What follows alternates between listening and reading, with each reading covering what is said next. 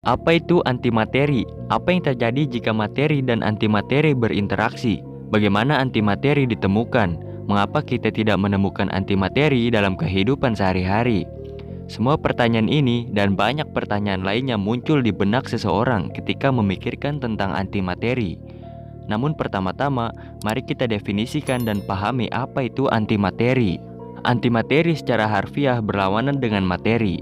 Untuk setiap partikel subatom seperti elektron, proton, neutron, dan lain-lain, terdapat antipartikel seperti anti-elektron, anti-proton, dan anti-neutron.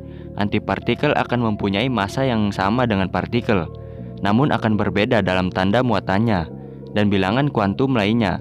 Beberapa bilangan kuantum ini adalah bilangan lepton, satu untuk elektron dan masing-masing 5 anggota lepton lainnya. Dan bilangan baryon, sepertiga untuk masing-masing 6 quark yang membentuk baryon. Antipartikel diharapkan berinteraksi dengan antipartikel lain dengan cara yang persis sama dengan cara partikel biasa berinteraksi satu sama lain. Hukum fisika hampir simetris dalam hal materi dan antimateri.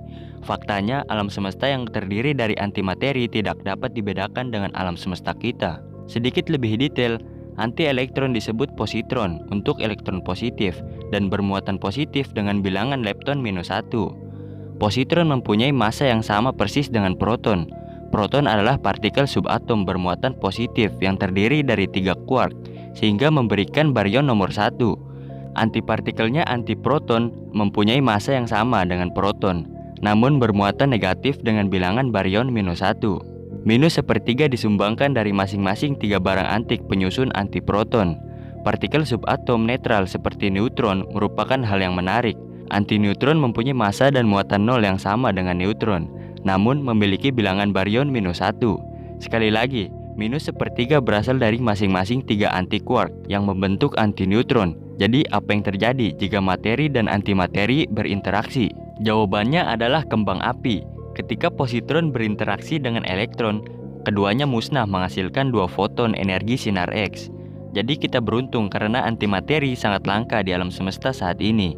Jika tidak, kita akan terbakar oleh sinar X dan sinar gamma setiap kali materi dan antimateri berinteraksi.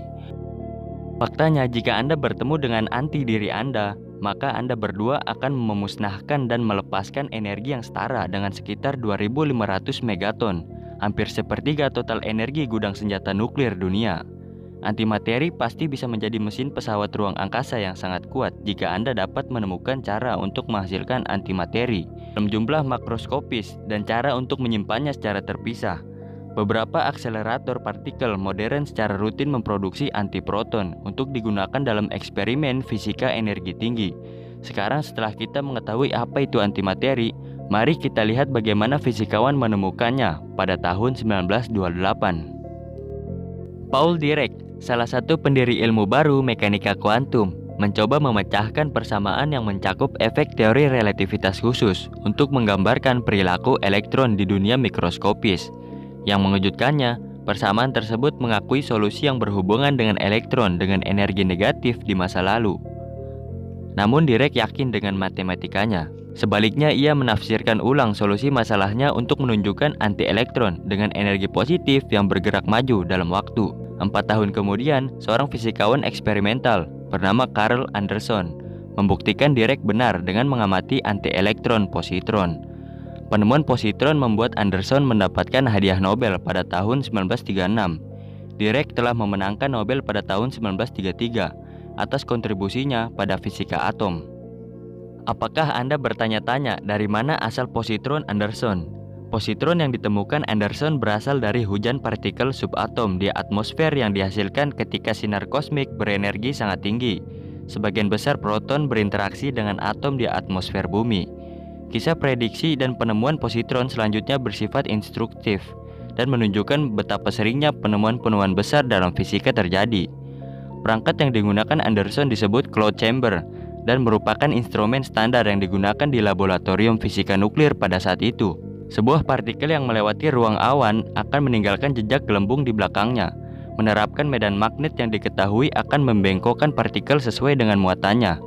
Positron di ruang awan Anderson melengkung dengan cara yang persis sama dengan elektron, tetapi dalam arah yang berlawanan. Faktanya, jalur yang berkelok berlawan ini Dia mati beberapa tahun sebelum Anderson sekitar masa prediksi Dirac. Namun tidak ada fisikawan yang mengamatinya dan mendorong masalah ini lebih jauh. Anderson lah yang bertahan dan menguji ulang hasilnya, dan dengan demikian menegaskan realitas positron. Ini mirip dengan Dirac ketika dia menemukan elektron energi negatifnya. Dia tidak hanya mengabaikan solusi tersebut sebagai keingintahuan matematis, namun menafsirkannya sebagai sedemikian rupa sehingga membuat kita menemukan sisi baru dari alam semesta. Alasan mengapa antimateri jarang ditemukan di alam semesta saat ini adalah karena antimateri diciptakan oleh reaksi nuklir yang sangat langka yang menghasilkan jumlah antimateri yang sangat kecil. Antimateri yang kita peroleh sebagian besar berada pada tingkat subatom: positron, antiproton, antineutron, dan antimeson. Meson adalah proton dan neutron, sepupu yang lebih ringan yang terdiri dari quark dan anti-quark. Ya, fisikawan telah menciptakan dan mempelajari antihidrogen. Namun hal tersebut dilakukan dalam kondisi laboratorium yang sangat sulit yang memerlukan isolasi lengkap atom-atom antihidrogen agar atom-atom antihidrogen tersebut tidak berinteraksi dengan dinding wadahnya dan musnah dalam pancaran sinar gamma. Saat ini Anda mungkin bertanya-tanya, apakah antimateri memiliki tujuan yang berguna? Jawabannya iya. Setiap kali seorang pasien menjalani apa yang disebut pemindaian PET untuk mendeteksi tumor di dalam tubuhnya, antimateri terlibat. PET adalah singkatan positron emission tomography. Pasien disuntik dengan gula radioaktif yang terakumulasi di lokasi tumor. Gula radioaktif ini kemudian secara bertahap meluruh dan mengeluarkan positron dalam prosesnya. Instrumen khusus dan sangat canggih kemudian memetakan lokasi asal positron, sehingga memberikan pandangan yang sangat rinci di dalam tubuh manusia. Pasien yang telah menjalani pemindaian PET tetap bersifat radioaktif selama beberapa hari dan biasanya disarankan untuk menjauhi anak-anak dan wanita hamil, mengingat risiko radiasi terhadap anak-anak dan janin. Oke, sekarang kita tahu apa itu antimateri. Kita tahu bagaimana ia berinteraksi dengan materi. Kita tahu cara memproduksinya di bumi dan cara memproduksinya di alam. Pada dasarnya dalam kondisi yang sangat khusus dan dalam jumlah yang sangat kecil. Dan ia ada dalam jangka waktu yang sangat singkat karena ia berinteraksi dengan cepat dengan materi biasa. Namun yang masih belum kita ketahui adalah mengapa semua benda di alam semesta, planet, bintang, galaksi sebagian besar bukan antimateri. Masalah ini sangat penting dalam fisika, bahkan mempunyai nama sendiri, yaitu masalah asimetri materi-antimateri. Untuk mengatasi masalah ini, kita perlu mempelajari kosmologi dan fisika energi tinggi yang dikenal sebagai fisika partikel. Pengungkapan penuh, solusi untuk masalah di atas masih dikerjakan oleh fisikawan saat ini. Namun demikian, kami akan mencoba mendapatkan versi yang sangat sederhana dari bagian jawaban yang diketahui. Kerangka teoritis untuk memahami asimetri materi-antimateri memiliki 3 cabang dan dirumuskan lebih dari 50 tahun yang lalu oleh fisikawan Andrei Sakharov. Pencarian kita dimulai tepat dari awal ledakan besar. Big Bang adalah saat ketika alam semesta kita lahir. Big Bang menciptakan materi dan antimateri dalam jumlah yang sama. Untuk setiap elektron terdapat positron. Untuk setiap quark terdapat anti-quark. Ingat, proton dan neutron terbentuk lama. Kemudian mereka terbentuk beberapa menit setelah Big Bang. Saat hampir semua antimateri menghilang, selama sepersekian detik pertama setelah Big Bang, alam semesta adalah subpartikel dan antipartikel yang sangat panas serta radiasi yang intens.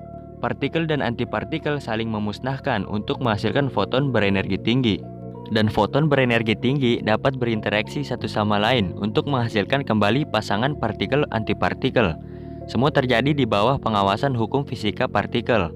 Alam semesta akan tetap berada dalam keseimbangan termal selama ribuan tahun tanpa terjadi sesuatu yang menarik, jika bukan karena fakta kosmologis yang mencengangkan. Pertama, alam semesta sedang mengembang. Perluasan alam semesta menyebabkan pendinginan.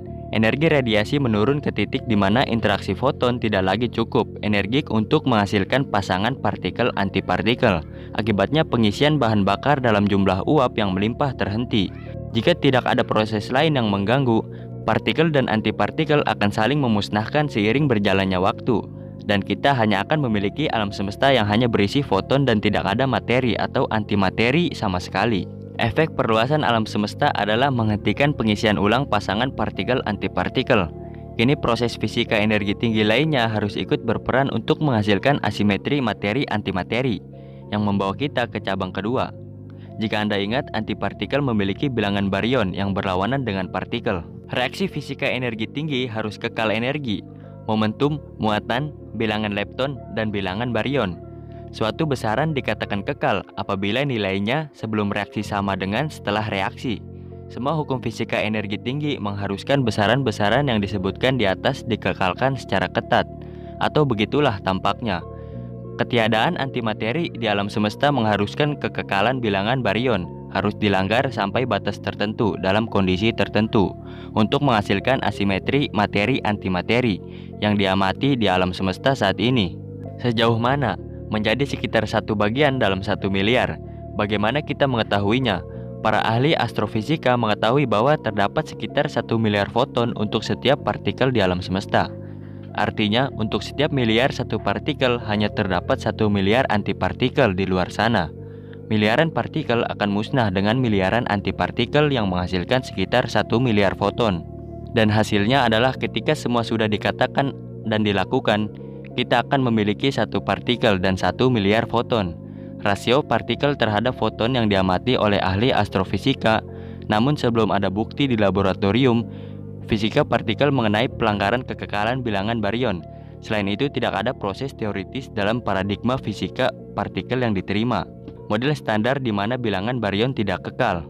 Jelasnya, untuk mendapatkan pemahaman penuh tentang asimetri materi-antimateri memerlukan ilmu fisika baru. Cabang ketiga yang diperlukan untuk memahami asimetri materi-antimateri adalah apa yang disebut pelanggaran CP. Hukum fisika termasuk hukum kekekalan. Harusnya sama jika Anda ingin mengubah tanda-tanda muatan. Lihat dari semua partikel yang terlibat dalam suatu reaksi, dan lihatlah reaksi tersebut melalui cermin. Pelanggaran CP terjadi ketika hasil suatu reaksi berubah setelah membalikan tanda muatan dan mengambil bayangan cermin dari reaksi tersebut. Pelanggaran CP diperlukan untuk menghasilkan lebih banyak partikel daripada antipartikel di alam semesta awal. Sekilas pelanggaran CP telah diamati di laboratorium fisika partikel sejak tahun 1980-an.